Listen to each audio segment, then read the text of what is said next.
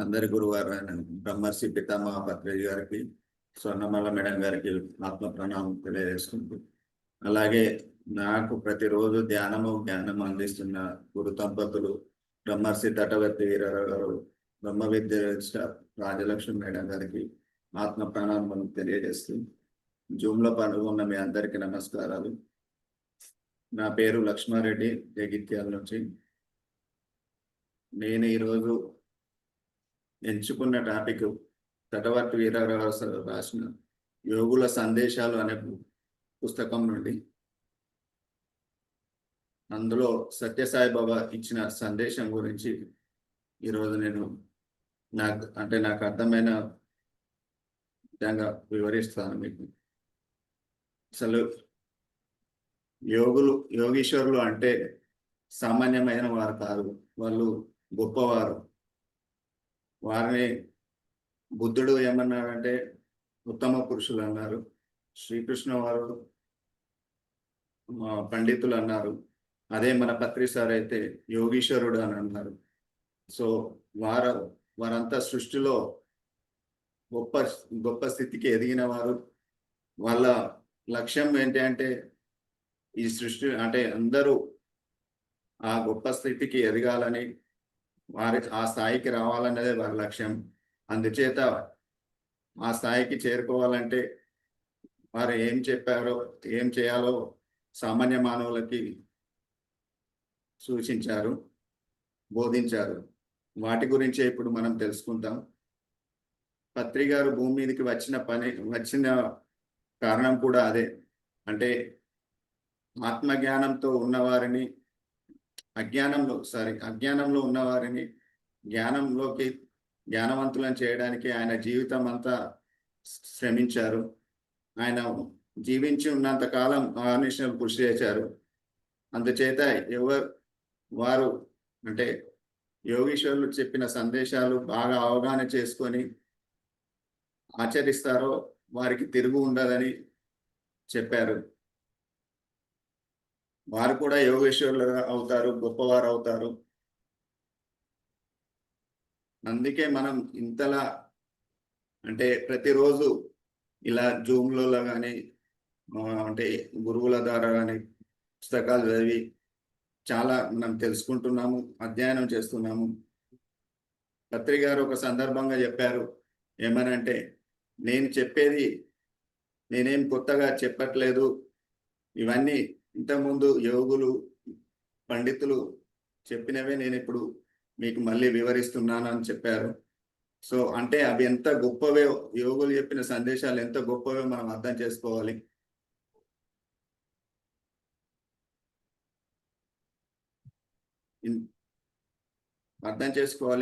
అంటే దాన్ని బట్టి మనం ఎంత అంటే వాళ్ళ సందేశాలను ఎంత ఆచరించాలో అర్థం చేసుకొని ఆచరిస్తే మనం కూడా గొప్పగా ఎదుగుతామని వారి ఉద్దేశం. వారు అలా చెప్పడం జరిగింది మనకి. అందుచేత వాటిని మనం తేలికగా తీసేయకుండా వాటి గురించి బాగా అర్థం చేసుకునే ప్రయత్నం చేయాలి. ఎందుచేత అంటే వాళ్ళు దేహానికి అంత ప్రాముఖ్యం ఇవ్వలేదు. వాళ్ళు ఎప్పుడు కూడా దేహం గురించి ఆలోచించరు. వారు ఏది చేసినా ఆత్మ గురించి, ఆత్మకు లాభం చేకూర్చే పనులే, ఆత్మ అభివృద్ధికి, ఆత్మ ఉన్నత స్థితి కోసమే వాళ్ళు చేస్తారు, చెప్తారు. కారణం ఏంటంటే దేహము అశాశ్వతమైనది, నశించిపోతుంది. కానీ ఆత్మ శాశ్వతమైనది, ఎల్లప్పుడూ ఉంటుంది. సో ఆత్మ గురించే వాళ్ళు, ఆత్మ కోసమే ఏది చేసినా ఆత్మ కోసమే చేస్తారు, చెప్తారు. గొప్ప వాళ్ళు దేహం గురించి చెప్పారనుకుంటే మనము చాలా తెలివి తక్కువ వాళ్ళమై అని అనుకోవాలి. వారు దేహం గురించి ఎప్పుడు కూడా ఆలోచించరు, ఎప్పుడు కూడా చెప్పరు. వారు దేహ లాభాలను చెప్పరు, ఆత్మ గురించే చెప్తారు, ఆత్మ లాభాలే చెప్తారు. సో ఆత్మ అభివృద్ధికే వాళ్ళు చెప్తారు. అందుచేత మనకి గొప్ప వాళ్ళు చెప్పేవి దాంట్లో బాహ్య అర్థం తెలుస్తుంది, కానీ అంతరార్థం తెలియదు. అంతరార్థం తెలుసుకోవాలి. జీవితంలో అలాంటి యోగీశ్వరుల వారి యొక్క సందేశాలు మనం వినకపోతే ఎంతో నష్టపోతాము. జీవితం అంతా అస్తవ్యస్తం అవుతుంది. ఏం చేయాలో తెలియదు, ఏం మాట్లాడాలో తెలియదు, ఏం తినాలో తెలియదు, ఏం తినకూడదో తెలియదు. సో వాటి వల్ల మనం ఎంతో నష్టపోతాం. ఏమనుకుంటారంటే మనం చేసేదే కరెక్ట్ అనుకుంటాము, మనకు తెలిసిందే సరి అయింది అనుకుంటాము. ఎంతో చేయగలిగి ఉండి కూడా ఏదో అల్పమైనది, నామమాత్రమైనది చేసి నేను ఎంతో చేశానని చాలా సంతృప్తి పడతాము. అందుచేత మరి అటువంటి గొప్పవాళ్ళు చెప్పిన సందేశాలు తీసుకోవాలి, లేకపోతే తెలుసుకోవాలి, లేకపోతే ఒక జీవితాన్ని కోల్పోతాం, ఒక జన్మనే నష్టపోతాం అని మనకి అంటే ఇక్కడ గురువు గారు చెప్పారు. సో మనం కూడా అంటే ఇలాంటి ఎవరైనా యోగుల ఈ సందేశాలు ఉన్నాయంటే మనం వాటిని జాగ్రత్తగా విని మన జీవితంలో అనుసరించడానికి ప్రయత్నం చేయాలి. అదేవిధంగా ఈరోజు ఒక సందేశం సత్యసాయిబాబా గారు చెప్పిన సందేశం మనం తీసుకుందాం. అదేంటంటే man will realise is in mission on earth when he knows himself. అంటే దాని అర్థం మానవుడు తనని తాను తెలుసుకున్నప్పుడు భూమి మీద తన ప్రణాళిక తెలుసుకోగలుగుతాడు. మానవుడు తనని తాను తెలుసుకున్నప్పుడు భూమి మీద తన ప్రణాళికను తెలుసుకోగలుగుతాడు. ఇది సత్యసాయిబాబా వారు ఇచ్చిన గొప్ప సందేశం. ఎందుచేతనంటే ఆయన ఏమన్నారంటే ఏ మానవుడైనా సరే భూమి మీదకి వచ్చినప్పుడు అంటే ఆత్మలమైన మనము భూమి మీద జన్మ తీసుకోవాలని నిర్ణయించుకున్నప్పుడు ముందు ఒక ప్రణాళిక వేసుకుంటాము. ఆ ప్రణాళిక అంటే భూమి మీదకి వెళ్ళి ఏమి చేయాలి, ఏమి సాధించాలి అన్నది నిర్ణయించుకొని దానికి అనుగుణంగా ప్రణాళిక వేసుకుంటాము. పైన ప్రణాళిక వేసుకునేటప్పుడు ఉండేది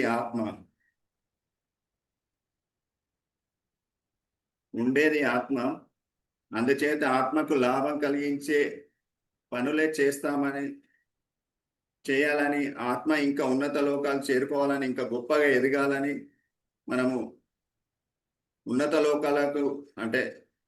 ఉన్నత లోకాలలో గొప్పవారి సాంగత్యం సంపాదించాలని, ఇంకా ఎన్నో కొత్త విషయాలు తెలుసుకోవాలని, ఈ సృష్టిలో ఉన్నటువంటి ఇంకా గొప్ప జ్ఞానం సంపాదించుకోవాలని ఆత్మ యొక్క ప్రణాళిక వేసుకొని భూమి మీదకి వస్తాము. కానీ ఇక్కడికి వచ్చాక భూమి మీదకి వచ్చాక వెంటనే మర్చిపోతాము. ఆ ప్రణాళిక మర్చిపోయి అందుచేత జన్మించిన తర్వాత తన ప్రణాళిక ప్రకారం జీవించరు, అంటే విరుద్ధంగా జీవిస్తారు. అందుచేత ఎంతో నష్టపోతారు. కానీ సత్యసాయిబాబా వారు ఏమన్నారంటే మానవుడు తానెవరో తెలుసుకున్నప్పుడు తన ప్రణాళిక ఏంటిదో తెలుస్తుంది అని చెప్పారు. అంటే మనము అందుచేత ఏ మానవుడైనా సరే ముందు తనను తాను తెలుసుకునే ప్రయత్నం చేయాలి. అప్పుడు లేకపోతే భూమి మీద చేయవలసిన ఒక్కటైతే చేసేది ఇంకొకటి అవుతుంది. అప్పుడు ఆ జీవితాన్ని నష్టపోయే పరిస్థితి ఏర్పడుతుంది. అందుకే మనము ఫస్ట్ మనం ఎవరము అసలు భూమి మీదకి అంటే మనం ఎవరో తెలుసుకుంటే మన ప్రణాళిక ఏంటో తెలుస్తుంది. అప్పుడు మనం చేయాల్సిన పనులు సరి అయిన పనులు మనము చేస్తాము. భూమి మీదకి వచ్చిన పర్పస్ ఏంటిదనేది తెలుసుకొని ఆ పనులే చేస్తామని ఇక్కడ అర్థమైంది. ఎవరైనా సరే తన ముందు ఎవరో తెలుసుకోవాలి. అందుకే రమణ మహర్షి కూడా అన్నారు, నువ్వెవరో తెలుసుకో అంటారు. రమణ మహర్షి కూడా నువ్వెవరో తెలుసుకో ఫస్ట్, తర్వాత నువ్వు చేయాల్సింది ఏంటో నీకే తెలుస్తుంది అని చెప్తారు ఎప్పుడు రమణ మహర్షి. మరి మన పత్రి సార్ కూడా అదే చెప్తుండే ఎప్పుడు, మీరు ఎవరో ఫస్ట్ మీరు తెలుసుకోండి, తర్వాత మీరు ఈ భూమి మీదకి వచ్చింది ఏంది అనేది అంటే ఏం చేయాలో వచ్చిరో మీకే తెలుస్తుంది అని. సో మనం చేయాల్సింది మనమేంటో మనం తెలుసుకునే ప్రయత్నం చేయాలి. మరి నేనెవరో తెలుసుకుంటే ప్రస్తుతం ఉండేది శరీరం మాత్రమే కాబట్టి ఆ శరీరమే నేను అని భావిస్తాము. ఆ శరీరం కోసమే మనం అన్ని పనులు అంటే దానికోసమే చేస్తుంటాం. దానికి ఒక పేరు పెట్టుకొని ఆ పేరుతో అందుచేత ఆ పేరుని నేను అనే భావంతో ఉంటాము. ఆ పేరుతో ఎవరైనా మనల్ని విమర్శిస్తే మనం ప్రతి విమర్శ చేస్తాము. వాళ్ళు ఏమన్నా ద్వేషిస్తే మళ్ళీ వాళ్ళని తిరిగి ద్వేషిస్తాము. ఇలా చేస్తూ ఉంటాం. ఎందుకంటే దేహమే నేను అని ఆ భావంతో ఉంటాం కాబట్టి ఎవరు దీనికి ముఖ్య కారణం తాను దేహం అని భావించబట్టే అందుచేత తాను ఎవరో తెలుసుకోవాలంటే ముందుగా ఇంకా కొన్ని విషయాలు తెలుసుకోవాలి. ప్రస్తుతం దేహం ఒకటే కనిపిస్తుంది. కానీ దేహం అంటే 3 మళ్ళీ. దేహం అంటే ఒకటి Yes. శరీరము, మనస్సు, ఆత్మ. ఈ 3 కలిస్తేనే ఈ దేహము. సో, అంటే ఈ మూడిటికి మళ్ళీ ఇవన్నీ విచారణ చేస్తేనే తెలుస్తుంది. అంటే మనం విచారణ చేసుకోవాలి. మనము విచారణ చేసినప్పుడు ఈ 3 కలిస్తేనే దేహం అనేది అర్థమైతుంది. అప్పుడు మరి ఏమైతుందంటే ప్రస్తుతం ఈ 3 కలిసి ఉన్నాయి. కానీ చనిపోయినాక అప్పుడు ఈ 3 రెండే అయితాయి.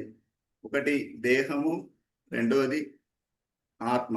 దేహమేమో కాలిపోతుంది. ఆత్మనేమో పైలోకాలకు వెళ్తుంది. సో, అప్పుడు మళ్ళీ మనకొక ప్రశ్న వస్తుంది. పైకి అంటే కాలిపోయే శరీరము నేనా? దేహము నేనా? లేదంటే పైపోయే ఆత్మను నేనా? అనే ప్రశ్న మనకు ఒక సందేహం వస్తుంది. అప్పుడు మనం విచారణ చేసుకోవాల్సి వస్తుంది మళ్ళీ.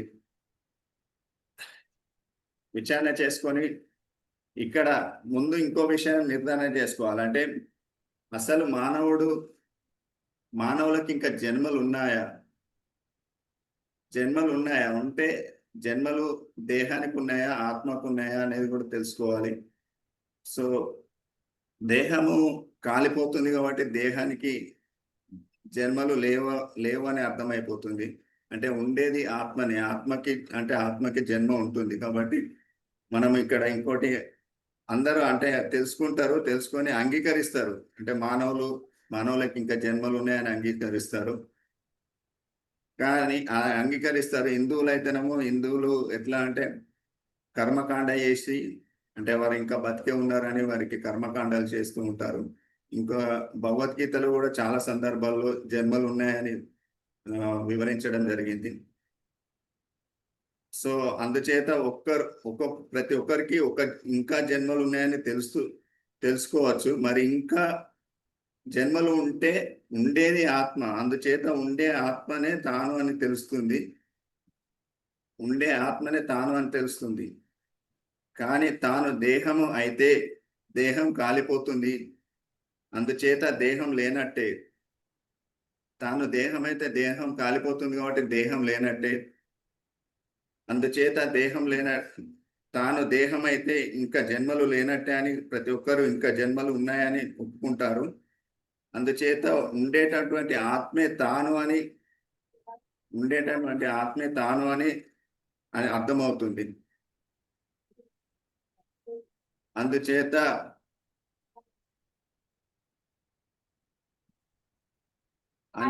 ఆత్మ అయిన తాను పైలోకాలకు ఒక ప్రణాళిక వేసుకొని కిందికి వస్తాడు. ఆ ప్రణాళిక ప్రకారం కిందికి వస్తాడు. కానీ జన్మ తీసుకున్నాక అది మర్చిపోయి నా కుటుంబము ఆ కుటుంబ వాతావరణంలో పెరిగి ఆ కుటుంబం కోసమే అహర్నిశలు పాటుపడతాడు. అందరిలాగే జీవిస్తాడు. అందరూ వేటికి ప్రాముఖ్యం ఇస్తారో తాను కూడా వాటికి ప్రాముఖ్యం ఇస్తాడు. అంటే అందరూ ఇప్పుడు నా కుటుంబము, నా పిల్లలు, నా భార్య అంటే వాళ్ళు పక్క వాళ్ళు ఇల్లు కట్టుకున్నారు. వాళ్ళు ఇంత ఆస్తులు సంపాదించుకున్నారు. ఇలా అంటే ఎవరు పక్కవారు ఎలాంటి వాటికి ప్రాముఖ్యం ఇస్తే తాను కూడా వాటికే ప్రాముఖ్యం ఇస్తాడు. అలాంటి వాళ్ళకు ఒక సద్గురువు లభించినప్పుడు ఆ సద్గురు ఆయన స్పష్టంగా చెప్తాడు, నువ్వు దేహం కాదు, నువ్వు ఆత్మవి. నువ్వు దేహం కాదు, ఆత్మవి అనే సద్గురు ఎప్పుడైతే మనకు లభించినప్పుడు చెప్తాడో ఆ సద్గురు చెప్పిన దాన్ని అంటే సద్గురు ఇంకేం చెప్తాడంటే నువ్వు ఒక ఆత్మవి, నువ్వు ఒక ప్రణాళిక ప్రకారం భూమి మీదకి వచ్చావు. అని చెప్తాడు. అది ఎవరైతే అర్థం చేసుకుంటారో, అర్థం చేసుకొని ఆ సద్గురు చెప్పినట్టు ధ్యానం చేసి ఆ జ్ఞానం సంపాదించుకుంటారో వారు ఆత్మ ఆత్మ లెక్క అంటే ఆత్మ లెక్క అని జీవిస్తారు. ఆ సద్గురు బోధన అర్థమైన వాళ్ళు ఆయన చెప్పినట్టు ధ్యానం చేస్తారు, మెల్లిగా జ్ఞానం సంపాదించుకుంటారు. అప్పుడు వాళ్ళ ప్రణాళిక మెల్లమెల్లిగా గుర్తుకొస్తుంది. ఆ ప్రణాళిక ప్రకారం వాళ్ళు జీవిస్తూ ఉంటారు. అదే సత్యసాయి బాబా బోధించడం జరిగింది. ఫస్ట్ నువ్వెవరో తెలుసుకో మొదట. నువ్వెవరో తెలుసుకుంటే నీ ప్రణాళిక తెలుస్తుంది అని. సద్గురు వల్ల తాను దేహం కాదు ఆత్మ అని తెలుసుకున్నాడు కాబట్టి తన ప్రణాళిక కూడా తెలుసుకొని దానికి అనుగుణంగా జీవిస్తాడు. జీవితాన్ని పూర్తిగా ఆత్మకు వినియోగిస్తారు. అంటే అప్పుడు సద్గురువు ద్వారా తెలుసుకున్నాడు ఏమని, నేను దేహం కాదు నేను ఆత్మని. అంటే దానితోటి అప్పుడు ఏం చేస్తాడంటే జీవితాన్ని మొత్తం ఆత్మ కోసం, ఆత్మకు లాభం చేకూర్చే పనుల కోసం, ఆత్మసేవ కోసమే అంటే జీవిస్తాడు, వినియోగిస్తుంటాడు. వారి ప్రణాళిక జ్ఞానం సంపాదించుకోవడం గొప్ప ఊర్ధ్వలోకాలు చేరుకోవాలి, అదే ఆత్మకు లాభం కలిగించేదని. ఆత్మకు లాభించేది జ్ఞానము ఎంత పెంచుకుంటాడో అంత ఉన్నతమైన అంత ఉన్నతమైన లోకాలకు పొందగలుగుతాడు. వారు అంత లాభపడినట్టు లెక్క. అంటే మనం ఎంత జ్ఞానం పెంచుకుంటే అంత ఉన్నత లోకాలకు చేరుకొని దానివల్ల మనం ఎంతో ఉన్నతమైన లోకాలకు చేరుకొని అంత ఆత్మకి లాభపడతాం, అంత మన ఆత్మ లాభపడుతుందని ఇక్కడ అర్థం. కానీ చాలా మందికి తాను ఆత్మ అని తెలియక తాను దేహం అనుకొని అందరిలాగే జీవిస్తారు. దేహ సుఖం కోసము ఆస్తులు సంపాదించుకుంటారు, అంటే ప్రాముఖ్యం ఇస్తారు. దానికి కావాల్సిన ధన సంపాదన జీవితం అంతా వేచిస్తారు. అంటే ఏది, నేను దేహము, ఈ దేహానికి కావాల్సిన ఆస్తులు అంటే ఇల్లు, కారు, ఇట్లా బంగారము, వీటి కోసమే జీవితం అంతా వేసించి దానికోసమే కష్టపడుతూ ఉంటారు. అంటే జీవితం అంతా కష్టపడుతూ ఉంటారు. ఇక్కడ మనకు ఇలాంటి సద్గురువులు దొరికినప్పుడు ఇది మనకి అర్థమవుతుంది. దాన్ని మనం ఆచరణలో పెడితే నేను దేహం కాదు ఆత్మననే మనకి ఎల్లప్పుడూ అది గుర్తుకు వస్తూ మనము అప్పుడు అంటే ఇలాంటి ఈ ఆత్మకు లాభం చేకూర్చే పనుల సైడు అంటే అటువైపు మనం వెళ్ళడం జరుగుతుంది.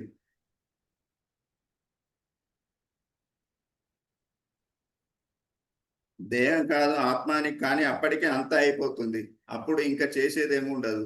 అందుకే సత్యసాయిబాబా వారు నువ్వు ఎవరో తెలుసుకుంటే నీ ప్రణాళిక ఏంటో తెలుస్తుంది, నువ్వేం చేయాలో తెలుస్తుంది, అప్పుడే అదే చేస్తావు అని చెప్పడం జరిగింది. అంటే ఫస్ట్ మనం ఏంటిదో తెలుసుకుంటే అంటే మనం ఎవరో తెలుసుకుంటే మన ప్రణాళిక ఏంటిదో తెలుస్తుంది. అప్పుడు మనం ఏం పనులు చేయాలో తెలుస్తుంది. అప్పుడు ఏమైతుంది, మనం సత్య మార్గంలో సత్యంగా జీవించడం, ధర్మ మార్గంలో జీవించడం, మనకు కావాల్సినది ధర్మంగా సంపాదించుకోవడము, ఇలాంటి ఇలాంటి ఆత్మ అంటే ఇలాంటి మార్గంలో మనం వెళ్ళి అప్పుడు మన ప్రణాళిక ఏంటిదో తెలిసి సత్య మార్గంలో అంటే ఆత్మ ఉన్నత లోకాలకు అంటే ఆత్మ మోక్షం, మనం అదే మోక్షం అవ్వడం అంటే యోగులుగా ఎదిగే అవకాశం ఉంటుంది. ఎదగాలనుకుంటే ఇవన్నీ తెలుసుకోవాలి. ఫస్ట్ మనం ఎవరో తెలుసుకొని దానికి సంబంధించిన ప్రణాళిక ఏంటిదో, మనకు అసలు భూమి మీదకి ఎందుకు వచ్చినాం అనేది తెలుసుకొని ఆ సరైన మార్గంలో జీవించినప్పుడు అన్నీ మనకు అర్థమవుతాయి. మామూలుగా జీవితంలో అసలు జ్ఞానం మీద దృష్టే పెట్టరు ఎవరమైనా. మనము అంటే నేనైనా ఇప్పుడు నేను ధ్యానంలోకి రాకముందు అసలు జ్ఞానం అంటే ఏంటో తెలియదు, ఈ ధ్యానం అంటే ఏంటో తెలియదు, దీని మీద దృష్టి కూడా పెట్టలేదు. ఎప్పుడైతే ఈ ధ్యానంలోకి వచ్చినామో ఇలా మనకు ఇప్పుడు రాఘవరావు లాంటి సార్లు ఇంకా చాలా మంది ఉన్నారు గురువులు, అట్లా ఒక్కొక్కరికి ఒక్కొక్క గురువు దొరకడం వల్ల నాకు ఈ రాఘవరావు సార్ తోటి తెలిసింది. అంటే నేను ఇంత జ్ఞానం సంపాదించుకుంటున్నా ప్రతిరోజు కొంచెం కొంచెం. అంటే నేను ఇప్పుడు ధ్యానంలోకి వచ్చినప్పటి నుండి నా లోపల నాకు ఆ మార్పులు వస్తూనే ఉన్నాయి. సో ధ్యాన మార్గంలో వచ్చినా కూడా కొందరు ఏంటంటే ధ్యాన మార్గంలోకి వచ్చినా కూడా ఆ పనులు ఉన్నాయి, ఈ పనులు ఉన్నాయని అంటే ప్రాపంచికమైన పనుల మీదనే దృష్టి పెడతారు కానీ ఈ జ్ఞానం మీద దృష్టి పెట్టరు. ఎప్పుడు అంటే మనం ఎవరమైనా బిజీ బిజీ అంటారు. మనము ఒక్క గంట కూడా దీన్ని ఆత్మకు సంబంధించి ఆత్మకు టైం కేటాయించము.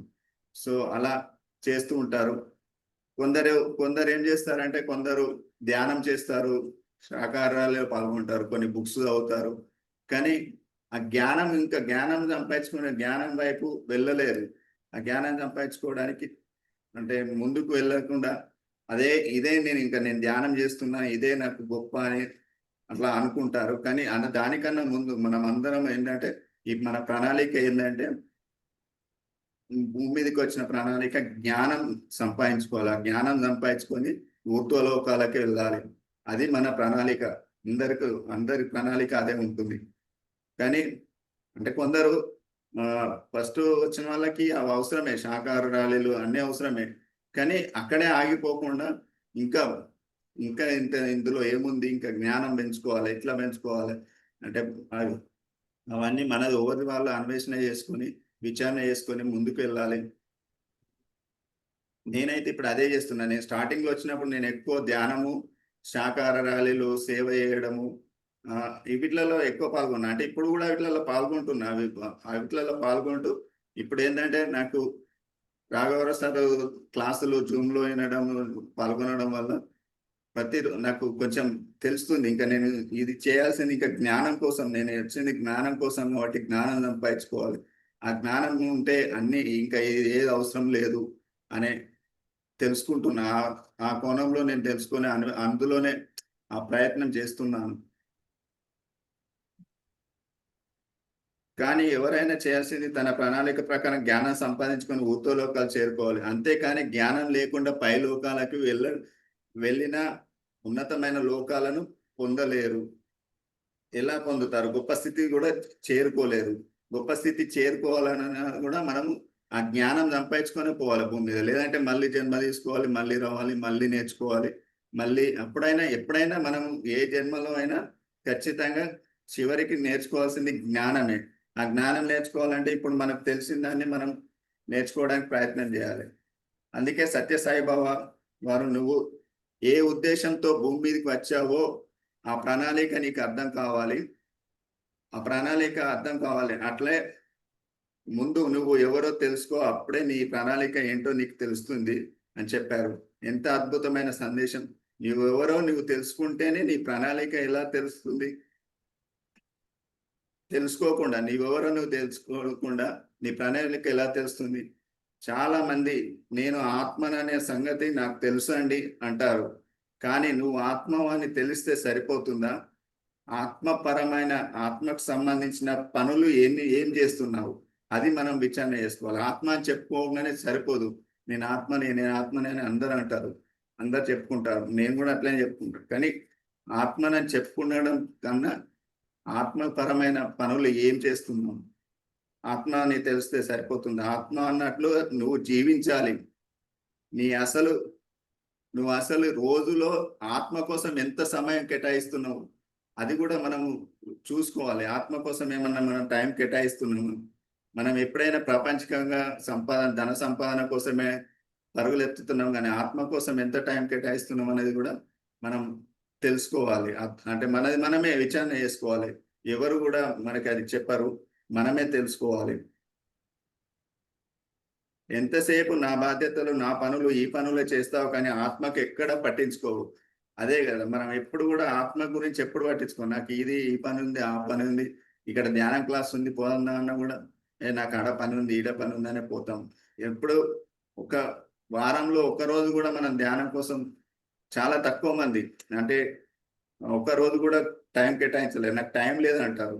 కానీ అది ఎంతవరకు కరెక్టో మనం విచారణ చేసుకోవాలి. అది అంటే ధ్యానంలోకి రాని వాళ్ళు వేరు. ధ్యానంలోకి వచ్చిన వాళ్ళు వాళ్ళకి ఆ గొప్పతనం తెలుసు. జ్ఞానము ఒక గొప్పతనం తెలుసు కాబట్టి అది విచారణ చేసుకోవాలి.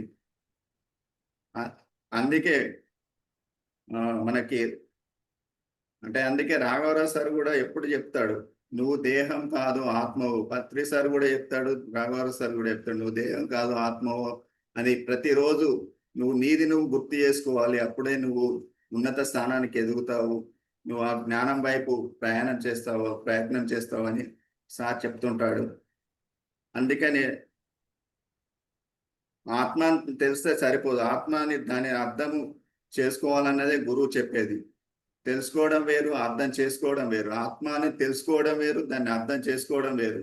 అర్థం చేసుకోవాలంటే మనం ప్రతిరోజు ధ్యానం చేసి ఇట్లా గురువుల సందేశాలు, యోగేశ్వరుల సందేశాలు, మాస్టర్ల అనుభవాలు వినుకుంటూ మనం దాన్ని అర్థం చేసుకోవాలి. అర్థం చేసుకొని దాన్ని ఆచరణలో పెట్టుకోవాలి.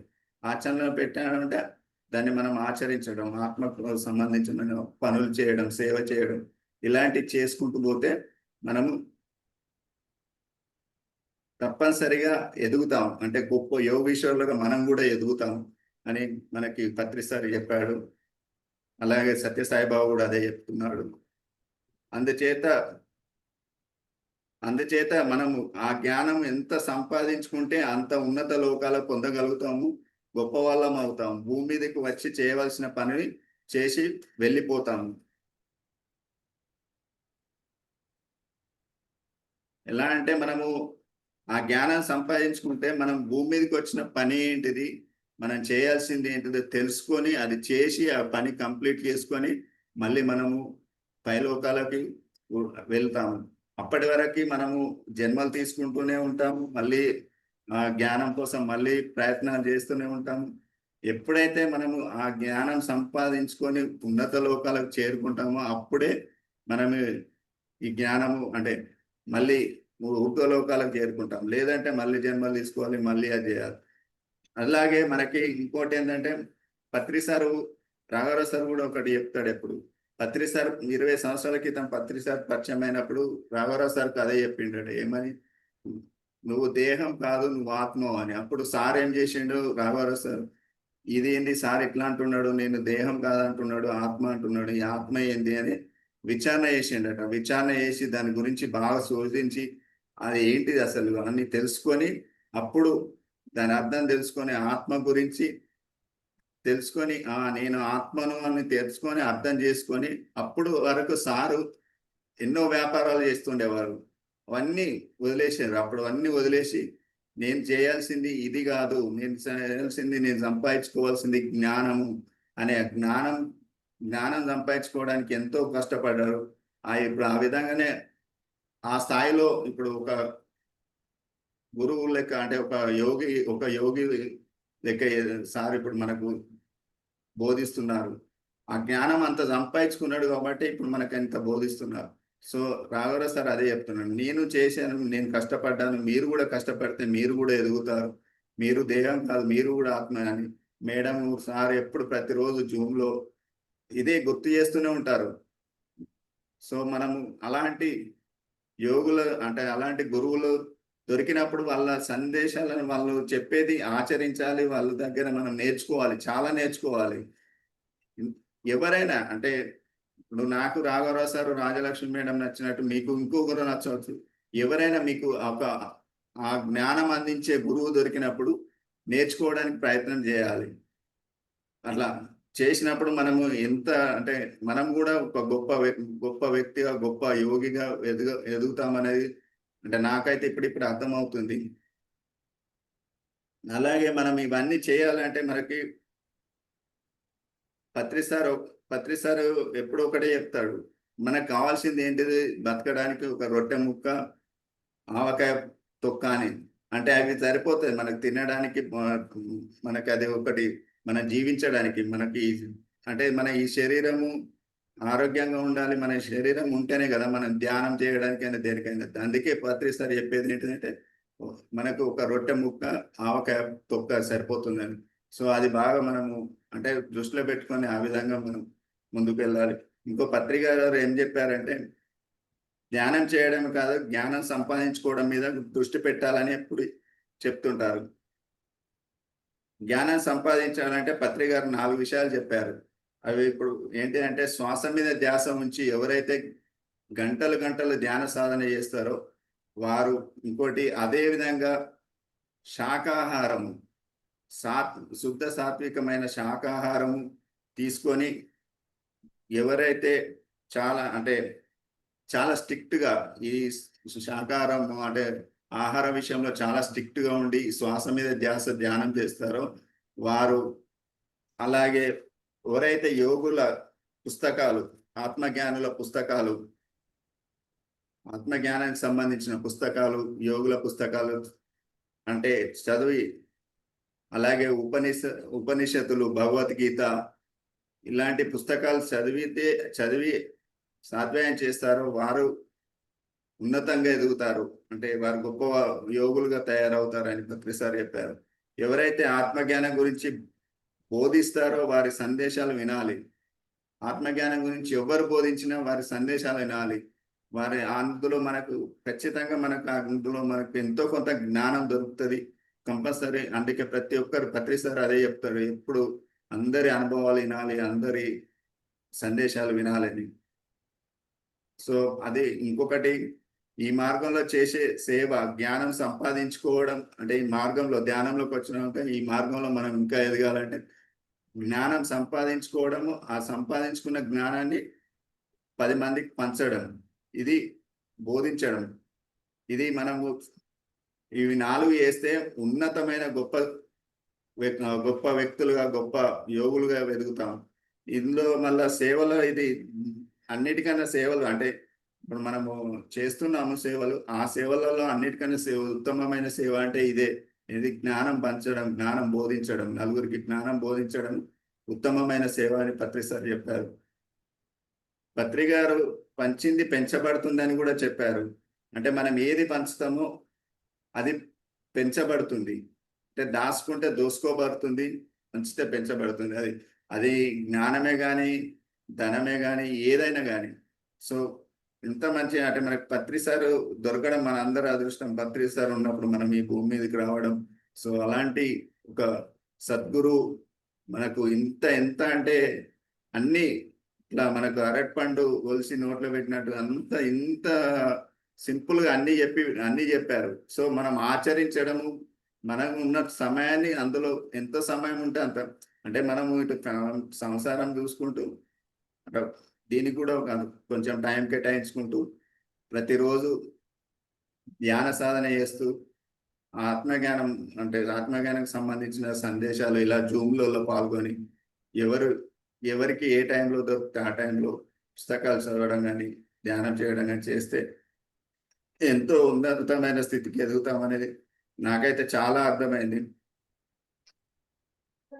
అందుచేత సత్యసాయిబాబా చెప్పింది చాలా అద్భుతమైన ముఖ్యమైన సంగతి ఏంటంటే సందేశం అంటే నీవెవరో తెలుసుకోవాలి, నీ ప్రణాళిక ఏదో తెలుసుకోవాలి, దానికి అనుగుణంగా నువ్వు జీవించాలి. అంతేగా మనం ఎవరమైనా ఫస్ట్ మనం ఎవరో తెలుసుకొని మనం ఎందుకు భూమి మీదకి వచ్చినామో ఆ ప్రణాళిక తెలుసుకొని దానికి అనుకూలంగా జీవిస్తే ఈ జన్మ ఎంత అంటే మనం ఈ జన్మలో ఎంత ఉన్నతమైన జీవితం గడుపుతున్నాం అనేది అర్థమవుతుంది. సో ప్రతి ఒక్కరము అలాగే మనకి గురువులు పత్రి సారు, రాఘవ సారు, సత్యసాయిబాబా, రమణ మహర్షి అందరూ ఏ గురువు చెప్పినా ఒకటే, ప్రతి ఒక్కరు భూమి మీదకి వచ్చింది ఆత్మజ్ఞానం సంపాదించుకోవడానికి. ఆ ఆత్మజ్ఞానం సంపాదించుకోవడానికే మనం ప్రయత్నం చేయాలి. మనకు ప్రాపంచికంగా ఎన్నో ఉంటాయి, కానీ ఆత్మ కొరకు ఎంతో కొంత సమయాన్ని కేటాయించుకొని ఆ ఆత్మ ఎదుగుదల కోసం అందరం కృషి చేయాలని నేను ఈ సందేశంలో నేను తెలుసుకున్నా. నాకు అర్థమైంది అంతా నేను చెప్పగలను. Thank you. అందరికీ నమస్కారం. సుధాకర్ మాస్టర్కి మీ అందరికీ నమస్కారం. నాకు ఇంత మంచి అవకాశం ఇచ్చినందుకు థ్యాంక్ యూ మేడం.